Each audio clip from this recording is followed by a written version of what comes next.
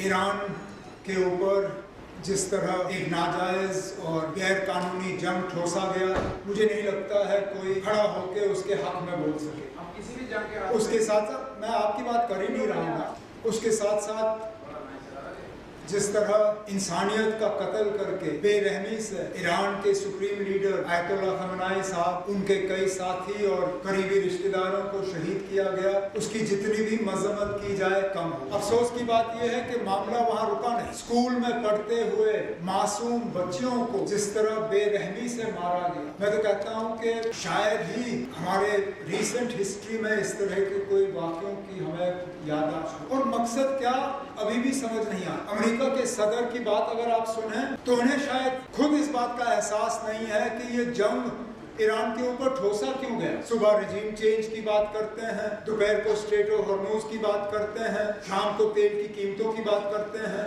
उन्हें खुद शायद नहीं पता कि लगातार पिछले 3 हफ्तों से जो ईरान के लोग भुगत रहे हैं वो क्यों भुगत रहे हैं। अब हमें ये कहा गया यहाँ पे कि हमें कोई ऐसी बात नहीं करनी चाहिए जो डायरेक्टली हमें टच ना करे, लेकिन हमारे कितने बच्चे बच्चियां, कितने हमारे लोग ईरान में फंसे तो वो तो डायरेक्ट हमें टच कर गया। आज हमारे पेट्रोल पंपों के बाहर लाइनें लगी हुई हैं, वो भी हमें डायरेक्ट टच कर गया। और सबसे ज्यादा हमारे जज्बात, हमारे एहसासात, हमारे फीलिंग्स को जो एक ठेस पहुंची, एक हमें दर्द हुआ। मुझे लगता है हम सबको यहाँ हाउस के सामने अपनी बात रखने का पूरा हक है। अब ये सही है कि यहाँ बैठ के हम जंग रोक नहीं सकते, लेकिन मरकज में हमारी हुकूमत और इस बात का जो है वो दावा करती है कि दूसरे मुल्कों के साथ उनके इतने अच्छे ताल्लुकात, और मैं जानता हूँ इस चीज को, है अच्छे ताल्लुकात। अमेरिका के साथ उनके ताल्लुकात अच्छे हैं, इजराइल के साथ ताल्लुकात अच्छे हैं, ईरान के ताल्लुकात तो मैंने खुद देखे जब मैं वाजपेयी साहब के साथ मिनिस्टर ऑफ स्टेट था एक्सटर्नल अफेयर्स का। बाकी ईरान के जो हमसाय मुल्क हैं उनके साथ ताल्लुकात। तो मुझे नहीं लगता है कि अगर यहाँ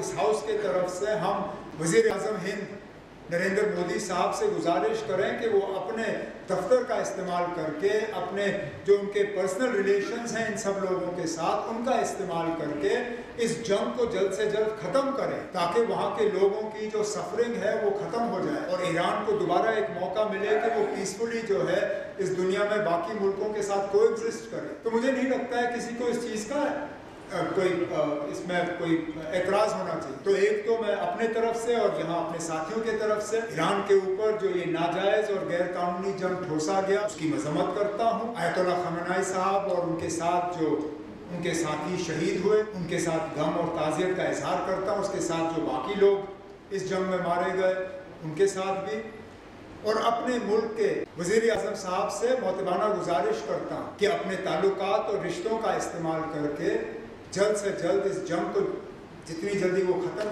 करवा सकें उतना हम सबको फ़ायदा होगा, इंसानियत को फ़ायदा होगा। मैं इसमें मज़हब की बात नहीं करूँगा, इंसानियत की बात करूँ। वहाँ किसी मज़हब का कत्ल नहीं हुआ है, इंसानियत का कत्ल किया जा रहा है।